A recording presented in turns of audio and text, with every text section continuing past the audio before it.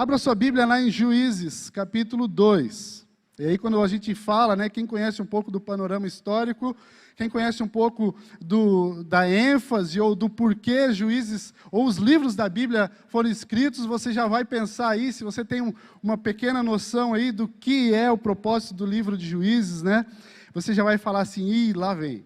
Né? Mas é bênção, não se acanha não fica com medo não, vai ser bênção, falou ao meu coração, ministrou meu casamento, ministrou a minha casa, e eu não tenho dúvida que vai fazer na tua vida também nessa noite. Juízes, capítulo 2, nós vamos fazer a leitura do versículo 7 em diante, tá bom? Queridos, aqui existe nesse pedaço do livro de Juízes, existe uma grande tragédia que aconteceu nessa geração. Uma tragédia que a gente vai perceber, não só aqui na Bíblia, mas em várias gerações, em vários momentos da história do povo de Deus, nós vamos nos deparar com algo semelhante. E aqui, em suma, em resumo, o que a gente pode citar como um problema pontual, ou uma situação que fez o povo viver isso, é eles não desejarem viver de uma forma apaixonada. A missão que Deus deu para eles de levar adiante tudo o que o Senhor fez por aquelas gerações. O tema da mensagem de hoje, se fosse dar um tema, seria deixando um legado às novas gerações. E essa tragédia que aconteceu nesse texto que a gente acabou de ler, também nós vamos ver em vários momentos na história, como eu falei, e atualmente, se você for estudar os fenômenos religiosos em vários locais do mundo, onde, por exemplo, no século XX, tivemos países fortes no evangelismo, fortes em missão, fortes na pregação e no envio de missionários, hoje estão vivendo uma pós-religiosidade, ou um pós-cristianismo. Se a gente for lembrar aqui, por exemplo, Roma, Itália, enviou missionários para todos os cantos. A Ásia Menor hoje é um lugar onde, ou o norte da África, ali o sul da Ásia, foi onde a crescente fértil, onde houve um grande avanço da obra de Deus no primeiro século, e hoje, se você for ver, é a região no mundo onde mais perseguem cristãos. Estão vivendo uma fase de pós-cristianismo. Os missionários, homens e mulheres, passaram por aquelas terras, passaram ali por aquelas nações, e hoje é um lugar devastado, onde não vemos mais povos, homens e mulheres que se levantaram para ganhar almas para o Senhor. Hoje pessoas precisam sair do Brasil, da Europa, dos Estados Unidos e rumo àquela região para evangelizar. Missões mundiais hoje, o maior foco deles é a África, a Europa e ali a Ásia Menor, e chegando ali para a China, para a Rússia, porque realmente onde passaram, onde a igreja de Jesus explodiu, infelizmente hoje é onde existe uma grande perseguição religiosa. Tem um amigo meu que é missionário, e ele diz assim, rapaz, eu fui pregar na Grécia, algum tempo atrás essa história, e ele disse que chegou na Grécia a pregar lá para aquele povo, e ele falou, eu sou lá do Brasil, e vim aqui pregar sobre Jesus para vocês. E diz que o pessoal fala assim, rapaz, alguns apóstolos, né, aqui próximo passou Paulo, e você, brasileiro, acha que pode pregar para a gente? Quem tem que pregar para você somos nós. Olha a arrogância e olha a prepotência de um povo que vive o pós-cristianismo. Mas a nossa ideia aqui nessa noite é entender esse fenômeno que aconteceu na Europa, na Ásia, aconteceu aqui nesse episódio dos Juízes, nessa geração, está acontecendo na Europa, nos Estados Unidos hoje. Os Estados Unidos hoje já está começando a viver um período de caminhar para o pós-cristianismo. Hoje, muitos missionários saem do Brasil para plantar a igreja, revitalizar a igreja nos Estados Unidos. Poucas igrejas hoje nos Estados Unidos são grandes. Poucas igrejas, e grandes quando eu digo, igreja grande dos Estados Unidos hoje, queridos, não é igreja de 5, 10, 15 mil membros. Igreja grande dos Estados Unidos hoje, em muitas regiões, é igreja com 100 membros. Quando o pastor fala, eu tenho 100 membros na minha igreja, lá nos Estados Unidos, o pessoal fala, cara, que igrejão, hein? Você está estourando, hein, rapaz? Você está arrebentando a boca do balão. O Kane, que era o nosso diretor de missões estaduais aqui, ele está lá nos Estados Unidos, morando lá, ele fala que uma igreja, a média lá da igreja, a realidade em muitos locais, é que 50, 20, 15, 30 membros nos Estados Unidos, a maioria das igrejas. Claro, existem igrejas, mega igrejas, como a Hillsong, North Point e várias outras, que influenciam e são igrejas muito relevantes. Mas na maioria das vezes, essa faz parte de 5% das igrejas dos Estados Unidos hoje, essas mega igrejas. O resto dos 95 são igrejas de 200 membros para baixo. Estão começando a viver um pós-cristianismo. Mas nessa noite, eu e você, a gente vai aprender aqui algumas coisas para que isso não chegue na IBNM, amém? Para que isso não chegue em Curitiba, amém? Para que isso não chegue no Brasil, amém? Ó, você falou amém, você se comprometeu, hein? Amém? Vamos lá, então. Queridos, a primeira coisa que a gente vai aprender nessa noite sobre o que eles fizeram e que nós precisamos aprender e não fazer a mesma coisa. Uma vez eu aprendi com meu avô o seguinte: tolo é aquele que erra e não aprende com o mesmo erro, com o próprio erro. É o cara que erra e continua errando e não aprende. Sabe, aquele cara, talvez você conheça alguém assim. Aí existe o sensato, é aquele que erra e fala, oxe, eu não vou mais por esse caminho, eu vou mudar a rota, porque eu não quero errar de novo. Esse é o sensato. E existe o sábio é aquele que aprende com o erro do outro. Eu vi meu pai errando, eu vi meu tio errando, eu vi o fulano errando, e eu não vou fazer o mesmo, porque eu aprendi com o erro dele. Esse é o sábio. Então, hoje seremos sábios aqui nessa noite, e aprenderemos com essa história, para a gente não fazer o mesmo. Beleza? Combinado? Combinado ou não combinado? Todo mundo é sábio aqui? Amém, glória a Deus. A irmãzinha ali levantou até a mão, glória a Deus. Amados, a primeira coisa que esse povo fez, e nós precisamos fazer o contrário aqui hoje, no século 21, na IBNM, na Grande Curitiba, é que nós precisamos manter a fé em Deus como principal foco da nossa vida. O principal referencial para mim e para você precisa ser a fé em Deus. Não é a fé na terra, não é a fé na força, não é no braço, não é no dinheiro, não é no conquistar. É a fé em Deus como referencial principal, único e exclusivo referencial da nossa fé. Tem que ser em Deus, não pode ser outra coisa. O texto vai nos ensinar, e a gente acabou de ler, mas eu queria retomar. Ao conquistar a terra, Josué permitiu com que alguns povos que Deus tinha mandado, Deus tinha ordenado a eles que não continuassem ali em volta daquele lugar que Deus tinha entregue para eles. Feito eles conquistarem, andarem em volta das muralhas, as muralhas caírem, eles verem o milagre do Senhor, eles entrarem e conquistarem a terra. Então Deus fez um milagre ali naquele meio, ali naquele lugar. E queridos, ao entrar na terra, eles não fizeram o que o Senhor tinha mandado fazer. O foco deles estava em conquistar mais e mais terra, grana, animais para trabalhar e para se alimentar, e eles não ouviram ou não lembraram e não obedeceram o que Deus falou. O texto vai nos ensinar que Deus chegou para eles e falou assim, ao chegarem lá, vocês vão conquistar a terra, eu vou ajudar vocês a conquistar a terra. E eu ajudando vocês a conquistar a terra, eu também vou ajudar vocês a eliminar todos os povos daquele lugar. Não é bom que eles fiquem lá. Então vocês vão chegar lá e eu vou dar força para vocês para detonar tudo, destruir os altares, destruir os templos que eles fizeram a outros deuses, e vocês vão matar todo mundo. Triste isso, né? Deus mandou, e aí o que eles fizeram? Não fizeram isso. Eles permitiram com que aquelas nações que adoravam outros deuses, que se prostravam a outros senhores, que tinham cultos e situações na liturgia de culto que desagradava a Deus, que ia contra a palavra de Deus, contra os ensinamentos que eles já sabiam, que já tinham ouvido dos seus antepassados, do que era um culto, quais são os elementos, quais os momentos que o culto agradável, que chega como um aroma suave ao Senhor, precisava ser feito. Mas não, queridos, eles não expulsaram esses outros povos como Deus tinha mandado fazer. Eles permitiram que esses povos ficassem lá. E sabe, eles fizeram um acordo com esse povo. Deus mandou a gente matar vocês. acabar com a história de vocês. Mas vamos fazer o seguinte, a gente não mata vocês e vocês se tornam escravos da gente. Beleza? Tranquilo. E foi o que eles fizeram.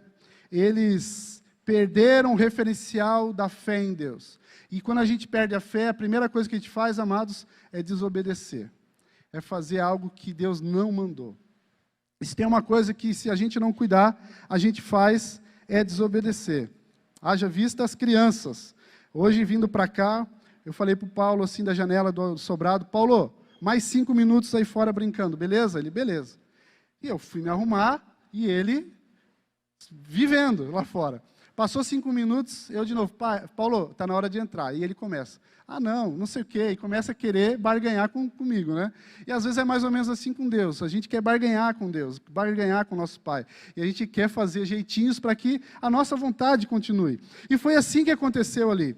Eles estavam em busca de bens, da terra, de poder bélico, espada daquele povo, aquele povo sendo usado como escravo para que, caso alguma outra nação viesse atacar o povo de Israel, fosse usado como um exército para combater e ganhar a guerra, mas Deus não tinha mandado eles fazer aquilo. Deus não tinha mandado eles executarem daquela forma. E, queridos, se a gente não tomar cuidado, sabe o que acontece? Nós vivemos da mesma forma nos dias de hoje.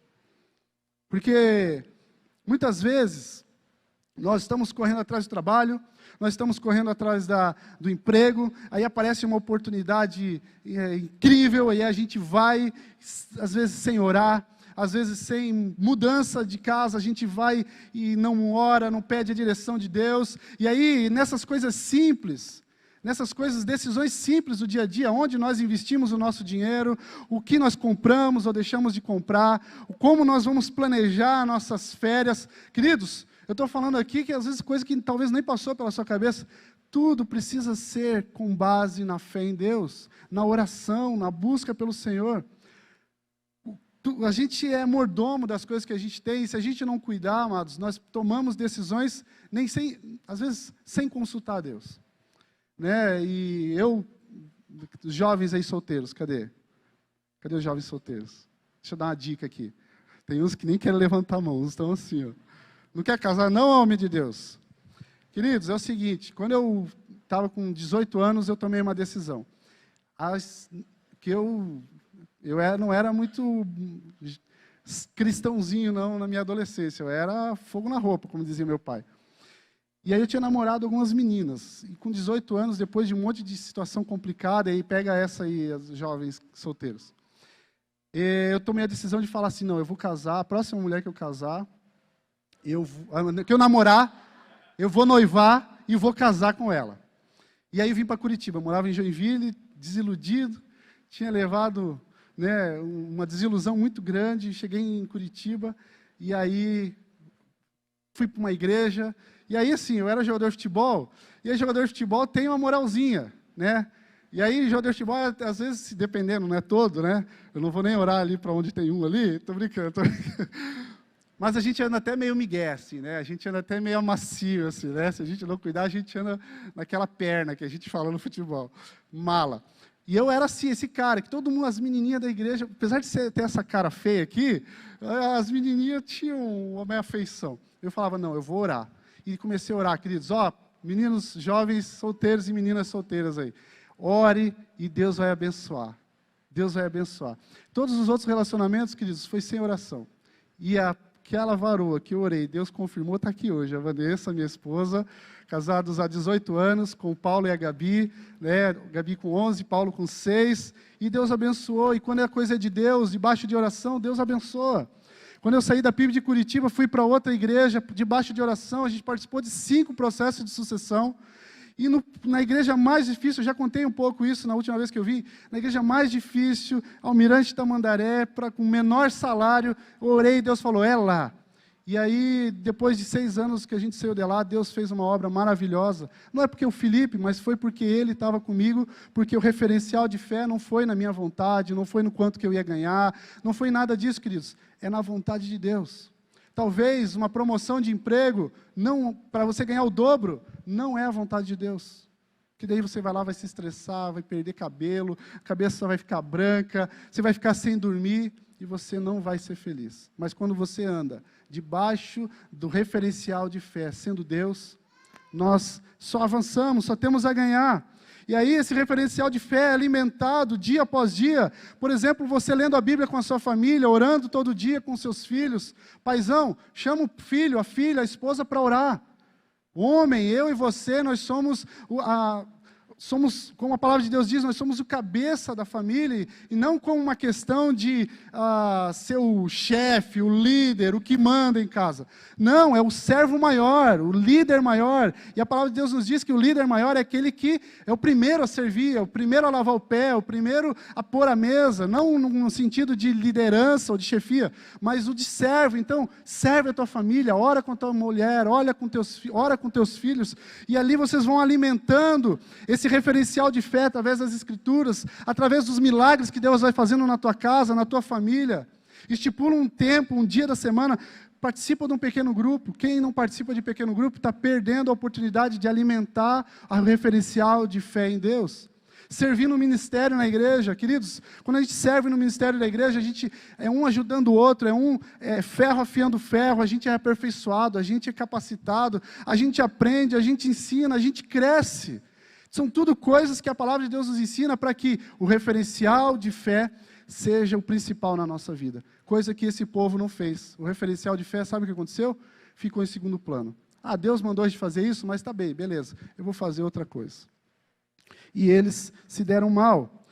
Juízes 2 diz assim: o anjo do Senhor foi a Gilgal e Boquim e disse aos israelitas: Eu tirei vocês da terra do Egito e trouxe a terra que havia prometido aos seus pais. Eu disse: nunca quebrarei a aliança que fiz com vocês. Não façam nenhum acordo com os moradores dessa terra. Pelo contrário, derrubem altares deles, mas vocês não fizeram isso. Não fizeram o que eu disse para vocês fazerem. Em vez disso, olha o que vocês fizeram.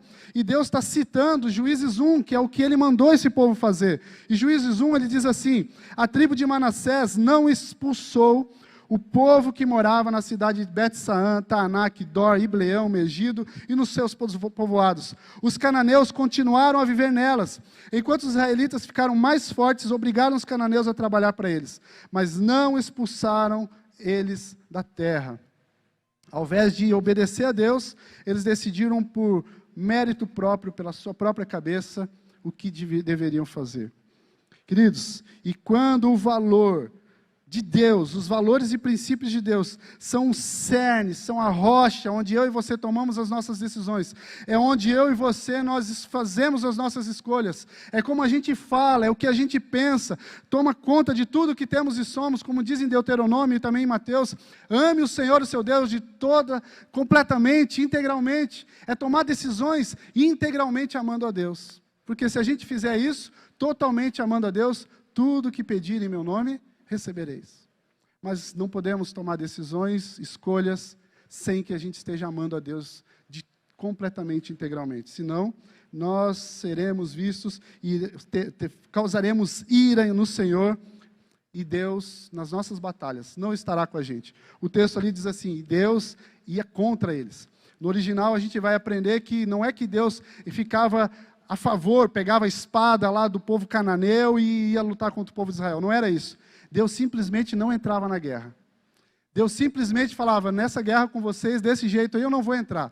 E sabe, amados, muitas vezes nós perdemos algumas guerras com filhos, no casamento, no trabalho, porque nós não estamos completamente em Deus. O nosso referencial de fé não está integralmente no Senhor, regado de oração, regado da palavra de Deus, regado da presença do Senhor, sendo desfrutada da sua graça todos os dias lá na nossa casa, de joelho com os nossos filhos, com a nossa esposa.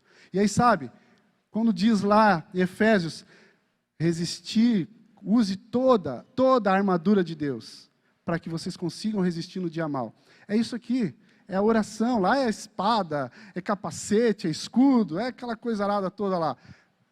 O que aquele texto está querendo dizer? Gente, é a gente estar completamente a nossa vida de joelhos aos pés da cruz todo dia. E aí a gente vai estar completamente armado com aquela armadura, porque daí quando a esposa estiver em TPM, você vai estar na armadura, e aí ela vai vir contra você e você vai resistir, não vai dar aquela palavra grossa para ela, porque você está no Senhor. Quando o marido chegar em casa e você perceber que ele está ali irritado, está bravo, e aí você vai estar na armadura do Senhor, completamente no Senhor, integralmente no Senhor. E aí quando ele lançar uma palavra dura para você, em nome de Jesus, aqui ninguém faz isso, só em outras igrejas os homens fazem isso, mas quando, caso aconteça, você está completamente no Senhor, sabe? Você não vai agir como uma mulher nécia, você vai agir como uma mulher sábia que edifica o lar. E você não vai trazer uma palavra dura para o seu marido, você vai trazer uma palavra de paz e consolo, porque você está preparada para o dia mau. Quando o filho vier contar uma história tensa, triste, que faz você amolecer as pernas, você não vai esmorecer. Quando vier alguma batalha no teu dia a dia, você vai ficar firme, porque o Senhor está com você, mas porque é decorrente de uma vida aos pés do nosso Senhor. Esse povo não fez isso, e eles perderam as guerras. Qual tem sido o teu referencial de fé? A mulher do cabeleireiro lá, que corta o teu cabelo, que te dá os conselhos? Ou é aquela pessoa do trabalho lá, aquele cara do trabalho que te dá os conselhos das coisas que você vive em casa? Queridos, legal, a gente precisa ter mentor, a gente precisa, aqui, já vamos chegar lá nisso, mas tem que ser no Senhor. Eu já recebi cada conselho de pastores, mentores, não esses que eu citei aqui, mas alguns antigos, que misericórdia. Eu fui olhar na Bíblia e falei, rapaz, não é para eu fazer isso aí não, a Bíblia está falando para eu não fazer, o que esse cara está mandando eu fazer? A Bíblia precisa ser o principal referencial. Porque senão, queridos, o segundo ponto, o conquistador se torna alguém que é conquistado, alguém que era para conquistar se torna vulnerável. O texto diz lá no versículo 11, então o povo de Israel pecou contra Deus, o Senhor, e adoraram deuses dos cananeus. Eles deixaram de adorar o Senhor, o Deus dos seus antepassados, que haviam tirado do Egito, e começaram a seguir outros deuses, os deuses dos povos que viviam ao redor deles. Eles adoraram esses deuses e fizeram com que o Senhor ficasse muito irado. Abandonaram a Deus, o Senhor, e adoraram a Baal, o Deus da prosperidade, e a Astarote, o Deus da luxúria ou da sexualidade. A segunda lição que a gente aprende aqui é que não existe neutralidade na vida cristã.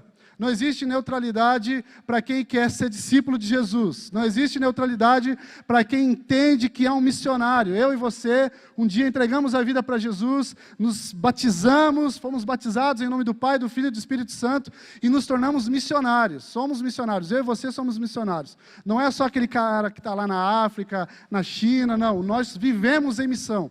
Porque ou você é missionário, ou você é campo missionário. Amém?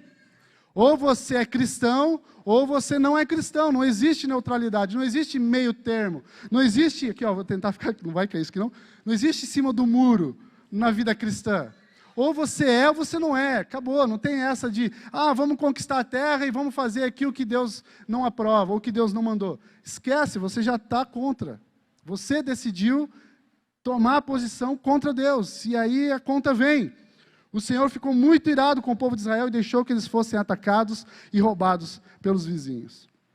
Você conhece alguém que vai na igreja, mas a vida do cara é só derrota? Vive quebrado, pedindo dinheiro emprestado, vive fazendo coisa que não deve, com agiota, e pedindo e devendo num banco, e ele pega emprestado num banco para pagar o outro, aí ele vai no outro para pagar esse, aí vai no... Alguém conhece alguém assim aí? Levanta a mão. Conhece? A galera aqui é crente mesmo, glória a Deus. Manos, deixa eu falar. Se você for ver a história desse cara, dessa mulher, é uma pessoa que decidiu por viver contra o Senhor. E sabe, quando a gente olha esse texto, eles decidiram manter o povo inimigo ali na redondeza. E se a gente permite que o povo inimigo viva na redondeza, o que vai acontecer à medida do tempo, queridos, é que a cultura desse povo inimigo começa a ser a nossa cultura.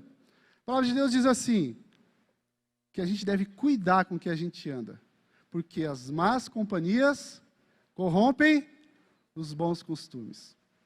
A palavra de Deus diz isso, e se a gente permite com que pessoas, não que a gente agora deve viver alienado numa bolha, não, mas a gente deve entender que somos missionários e devemos influenciar, conquistar, e não deixar a cultura desse mundo nos conquistar.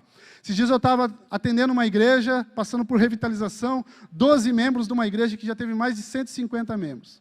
E eu conversando lá, e a presidente não vinha, e aí ela morava na frente da igreja, e aquela igreja, gente, triste de ver, pequena, 12 membros ali, 10, 12 membros, sem condição de pagar um pastor, e a gente quebrando a cabeça, como vai fazer para um pastor ir para aquele lugar, para revitalizar aquela igreja, porque não entra nem R$1.000 na igreja por mês, pensa. Então não tem como sustentar um pastor. E a gente ali conversando, e nada da presidente vir daqui a pouco, e quando eu cheguei, eu não sabia que ela morava lá, e aí na frente da igreja, um grupo de jovens assim, litrão de bebida, narguile, aquela desgraçarada toda. E daí, quando ele fala assim, o vice-presidente fala, não, a gente está esperando a fulana de tal, que é presidente da igreja, e ela mora aqui na frente. Eu perguntei, ela mora longe? Ele falou, não, mora aqui na frente. E aí, quando ela entrou, e faziam parte mais ou menos de da mesma família, queridos, a gente começou a conversar sobre a história da igreja, eu falei, irmãos, sabe qual que é o problema dessa igreja? Vocês estão permitindo com que povos inimigos fiquem ao redor.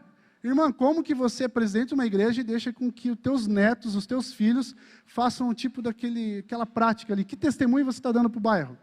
Que testemunho essa igreja está dando, onde os membros da igreja, que fazem parte daquela família, permitem esse tipo de coisa?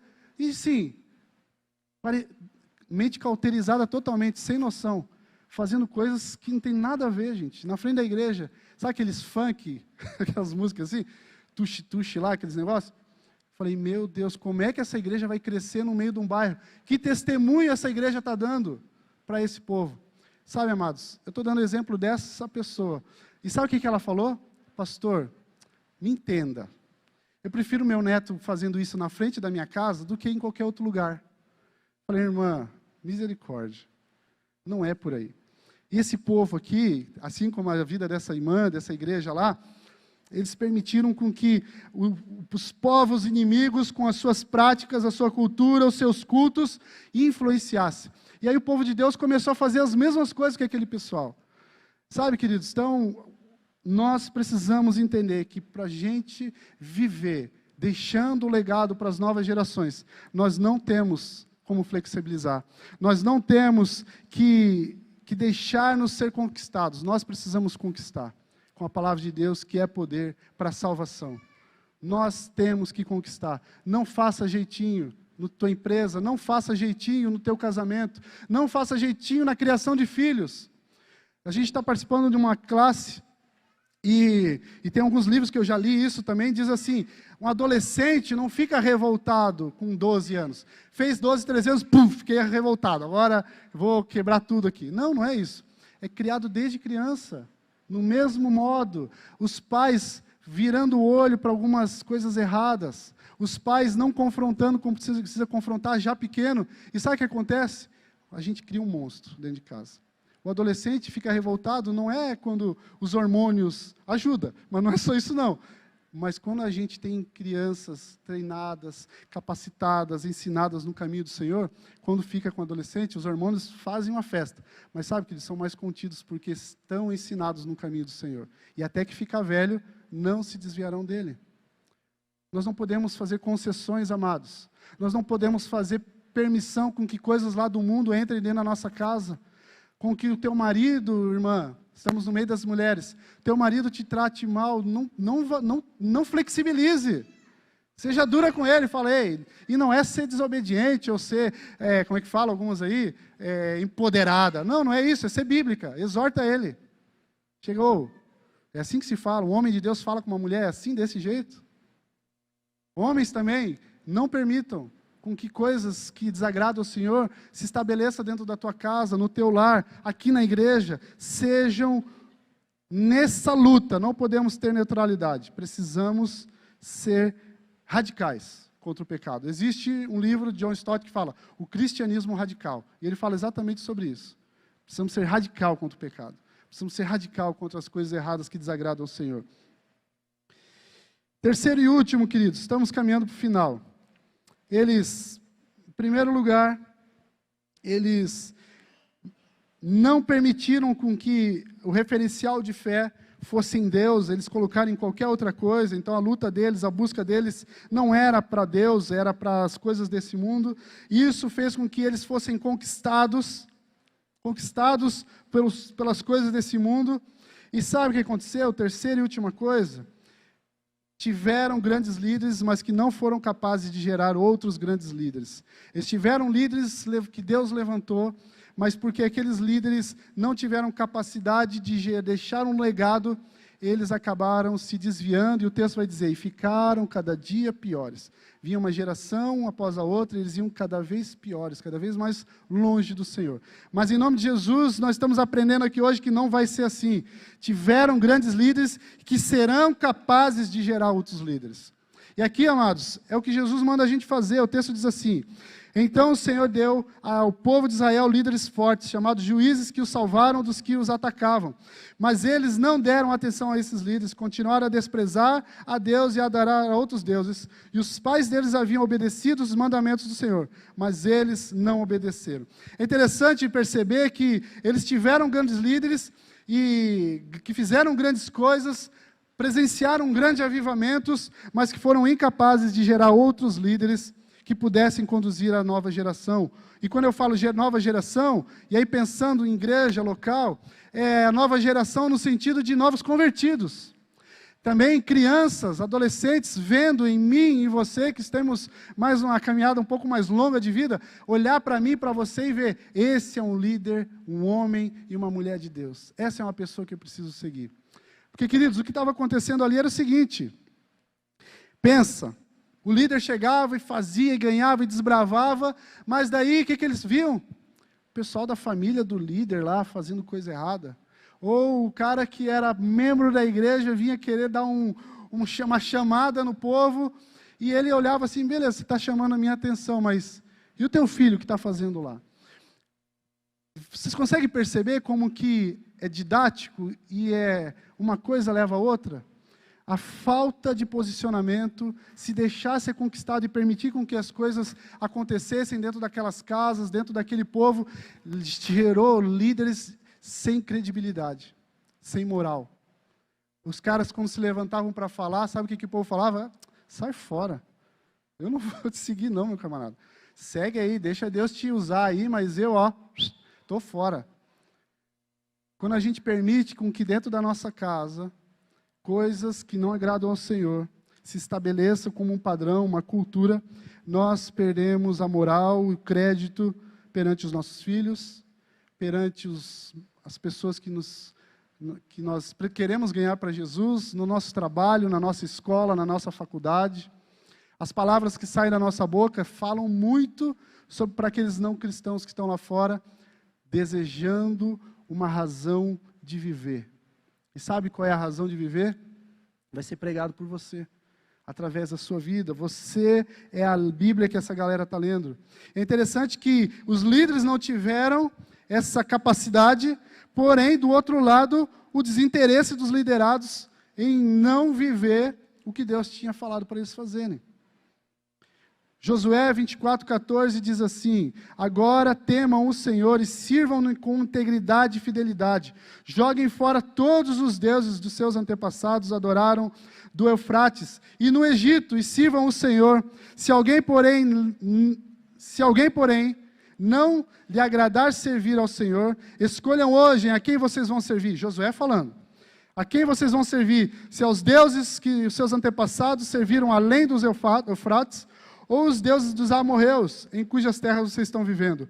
Mas eu e minha casa serviremos ao Senhor. É o mesmo Josué que permitiu algum tempo depois com que o povo ficasse lá. Você consegue ver a incoerência? Você consegue ver façam o que eu digo e não façam o que eu faço? E é isso que gerou descredibilidade naquele povo, naquela geração. Como que Josué está falando para eu fazer isso, quebrar todos os deuses, e ele permite com que povos inimigos, que Deus mandou não ficar, ele está permitindo ficar aqui? Amados, a gente fala demais com as nossas atitudes. A gente fala demais com as nossas escolhas. E esse versículo que eu acabei de ler é o versículo da minha conversão e depois do meu chamado pastoral.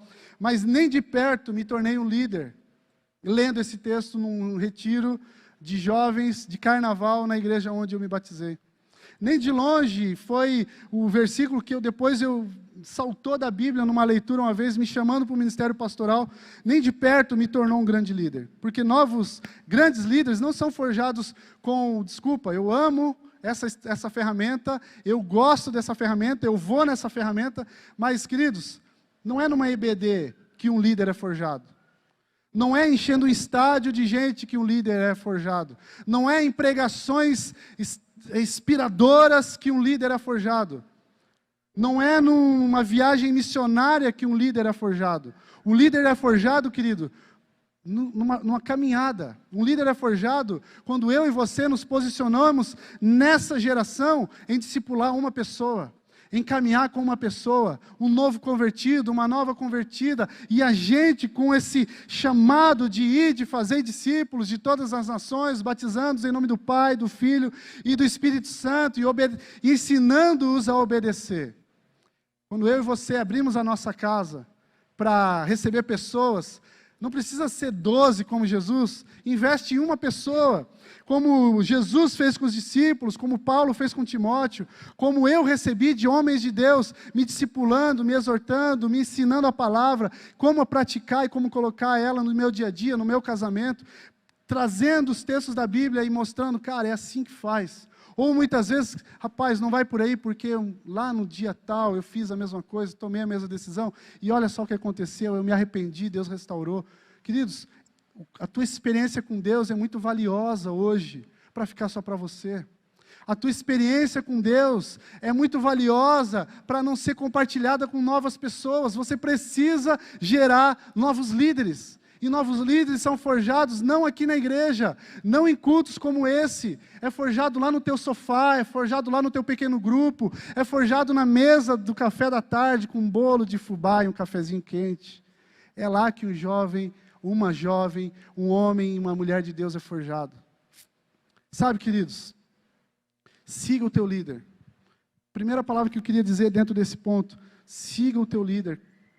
Não perde de vista, seja aquele cara chato, que marca com ele toda semana, que quer tomar um café com ele toda semana, e as instruções que ele der, segue o teu líder. Você vai ser abençoado por Deus. Mas você que é líder, invista, gasta tempo. Para terminar, eu gostaria de contar a história de um Timóteo que eu tenho, na verdade. Ele, quando chegou na igreja, em 2005, quando eu estava ainda na Vila Sandra, tem aqui as ovelhas minhas aqui, ó, né? Ele chegou lá e falando assim, Pastor Felipe, eu vou me matar. Falou bem assim, de cara já. Perdi a namorada, perdi o emprego, e eu não quero ir para casa porque a minha mãe está vivendo depressão, que ela não consegue nem trabalhar.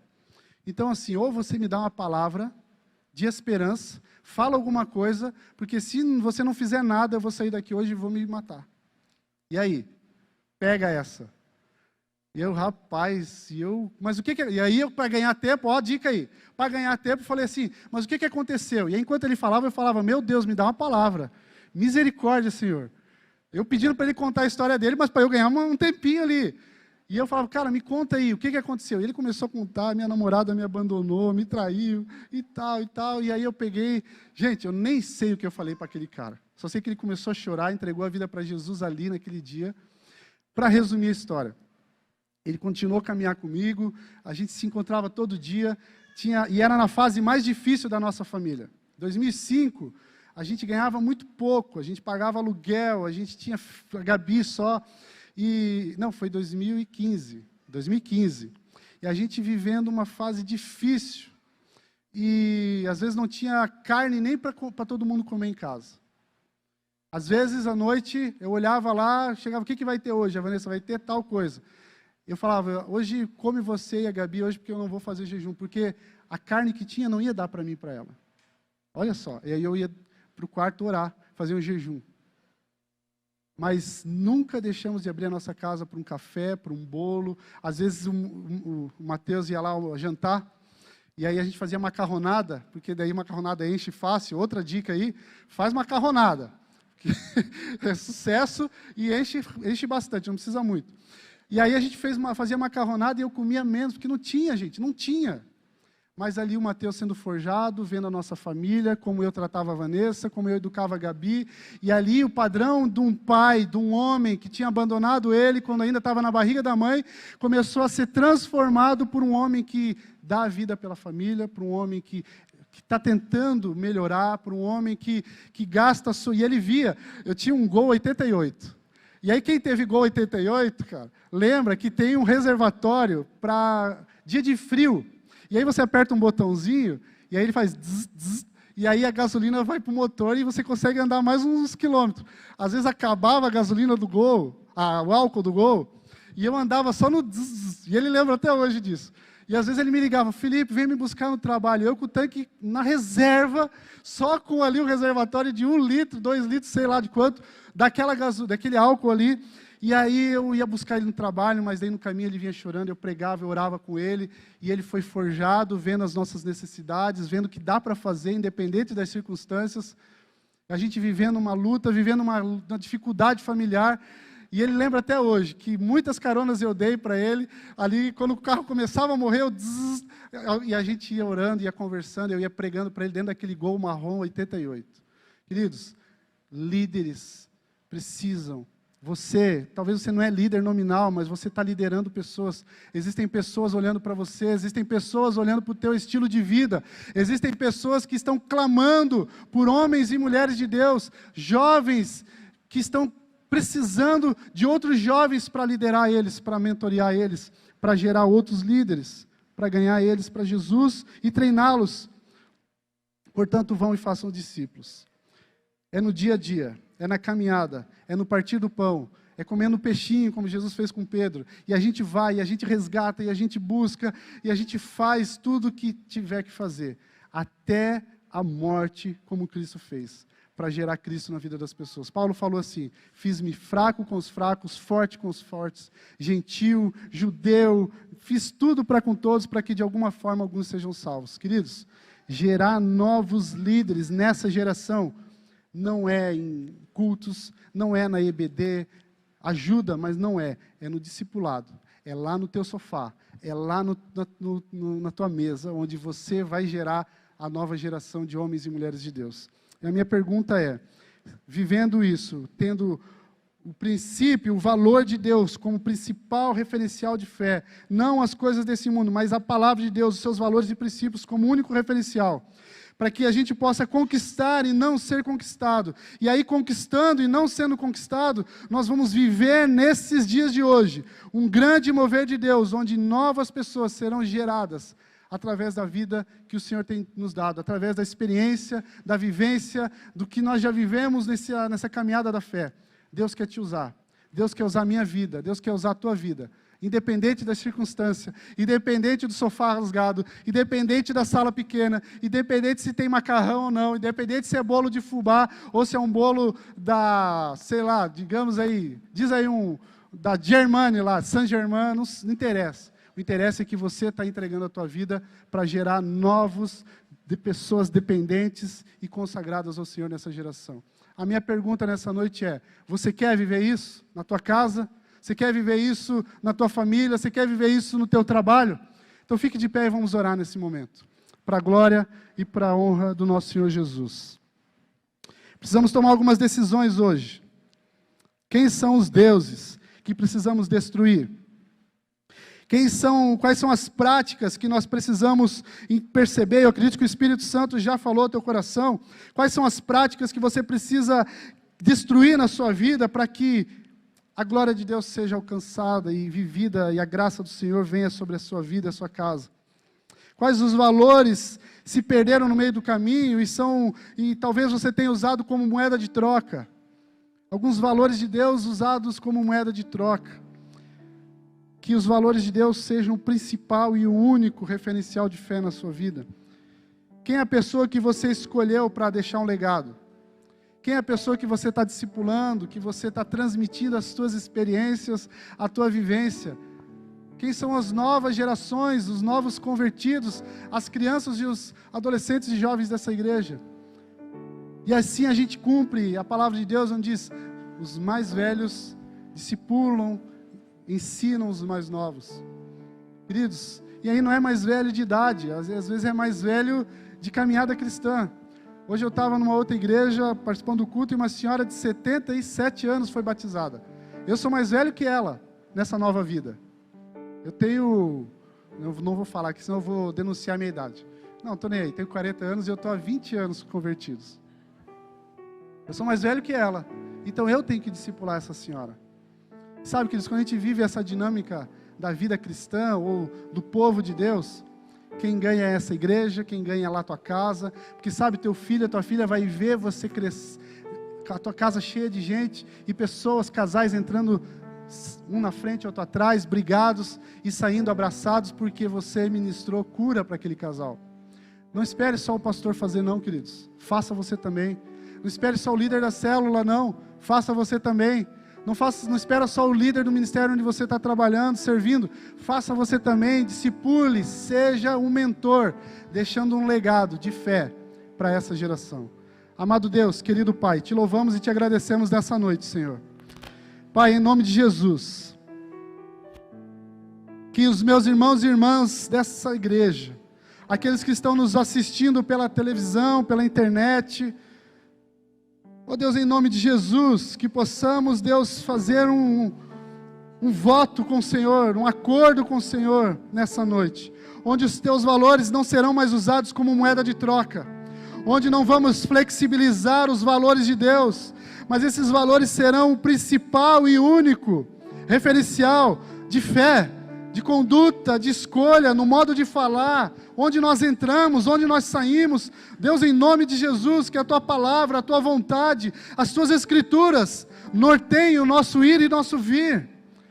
Ó Deus, que Ele possa fazer parte da nossa casa, do nosso casamento, que eu como homem, os meus irmãos aqui como esposos nos seus lares, os adolescentes, os jovens, as adolescentes, as jovens, todos nós possamos ter a palavra de Deus como único e suficiente manual de fé e prática.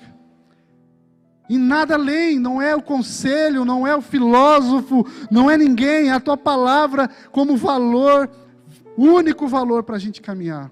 E Ele sendo lâmpada para os nossos pés, nos fazendo caminhar longe dos abismos, longe das ciladas do inimigo, longe de lugares que vão nos trazer dor e nos vão nos trazer perdas. Oh Deus, em nome de Jesus, faz isso em cada lar, cada casamento, cada pai, cada mãe, cada jovem. Talvez existem jovens aqui onde o pai e a mãe nem convertidos são. Deus, usa eles, Pai, em nome de Jesus. Senhor, também queremos orar para que sejamos conquistadores nessa geração. Tua palavra nos diz que a igreja, as portas do inferno não prevalecerão contra a igreja. A igreja avançando e as portas do inferno sendo derrubadas nas nossas famílias, lá nos nossos parentes, nos nossos amigos do trabalho, e a gente avançando e as portas caindo, as portas sendo destruídas, porque existe um povo conquistador porque tem pregado e vivido a Tua palavra, e não é um povo que hoje fala isso e amanhã vive aquilo, não é um povo que diz, faço o que eu digo e não faço o que eu faço, mas é um povo que tem moral, é um povo que é valorizado por onde ele vai, e com esse valor que é a Tua palavra, é a Tua presença, é a Tua graça sobre as nossas vidas, nos fazendo avançar e conquistar mais pessoas para o Senhor, e assim conquistando mais pessoas, Deus, vamos deixar um legado, treinando, discipulando novos líderes, uma nova geração que vai continuar a corrida da fé até que o Senhor volte, discipulando, transferindo a paixão espiritual para as novas pessoas que o Senhor vai trazer aqui para essa igreja, que o Senhor vai colocar no caminho de cada um aqui durante essa semana, durante esse mês, durante esse ano, e esses irmãos e irmãs vão se posicionar como grandes treinadores, como grandes homens e mulheres, que vão deixar um legado para as novas gerações, de crianças, de adolescentes, mas também de novos convertidos, porque não só falam da palavra, mas vivem a palavra, não só professam a palavra, mas a palavra faz parte do estilo de vida, da vivência, dentro de casa, na rua e por onde for.